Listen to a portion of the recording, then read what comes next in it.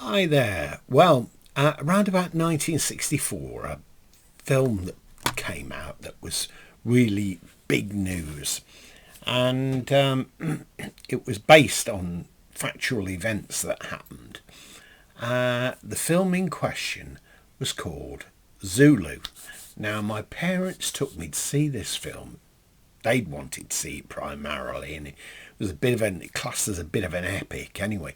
So in Birmingham, we went to some cinema that was way outside the city. I don't know where it was, but when we got there, it had Union Jack flags hanging up, and it had display of tribal shields and spears and things like that.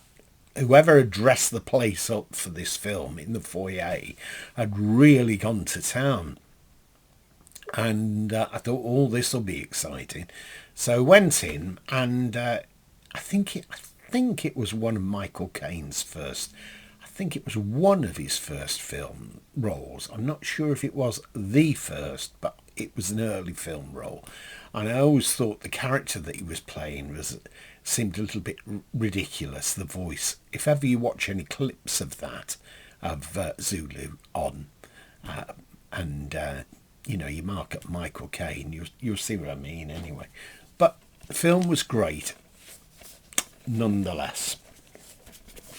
Now, I have two copies of this film on DVD. Well, one on DVD and one on Blu-ray that was bought for me by our son as a gift some time ago, and I don't think I've actually got to watch the Blu-ray version. But I came upon this one, which was the sort of standard definition, and I thought I'd show it you anyway. There you are, Zulu, and that's the outer bit, and then we go into this part. Michael Caine, Zulu. Now, inside, it's got this. I thought, oh, there's a little booklet here. This will be interesting. But unfortunately, it was just the different chapters on the reverse side. So no little booklet. It's just so that you could go to particular points within the film. This one, it says, Paramount's 90th anniversary. And it's widescreen stereo, colour, obviously, and it's 133 minutes long, and it's certificate 12 in the UK. It says here, all about Rorke's Drift. I don't know if any of you are familiar with the story. Zulu is one of the great movies, an epic adventure of courage in the face of the incredible odds. Based on a true story, it tells the amazing tale of 100 British soldiers who stood fast against an overwhelming force of 4,000 of the Zulu nation's mightiest warriors in defence of Rorke's Drift in 1879. Superbly photographed in Technirama. Now, I've never heard that term before. Few other movies have grippingly captured the tension and terror of combat as wave upon wave of warriors is unleashed upon the tiny garrison. Set amongst stunning South African scenery, Zulu is a landmark action film and a fitting tribute to some of the most magnificent acts of heroism in the history of warfare.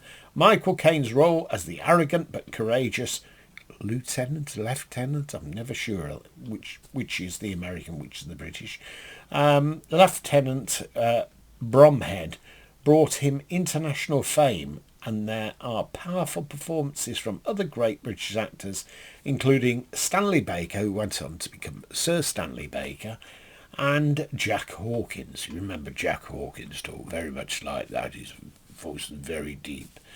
Let's see who else is in it. Jack Hawkins, Ola Jacobson, James Booth, and introducing Michael Caine. Forward spoken by Richard Burton, screenplay by John Preble and Cy Endfield. What it doesn't mention here is Ivor Emanuel, who was Welsh actor and singer as well. I think that was the main attraction for my mother, to go and see the film. And because of him being Welsh and him, I mean, such a great voice. And there was some line about goose grease or something like that.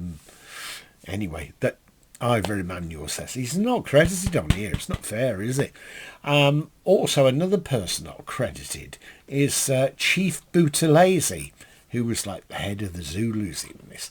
Now, he had been very involved with the Zulu nation for decades. I don't know if he's still alive, but when apartheid finished in South Africa, he was involved with that and trying to get some kind of peaceful settlement anyway. And Zulu's quite a big nation anyway. Just a bit of trivia that I didn't spot it. I didn't know of him at the time, but my wife spotted him at the time. So, and apparently he's not changed that much down the years, but he's all in costume. Anyway, a film worth seeing. I shall have to have a look out for the Blu-ray one, pardon me, that I've got, and let you know what the differences are and report back before too long. I hope you're having a great day anyway, and I hope you've enjoyed this, and I look forward to seeing you back here soon anyway. Bye for now.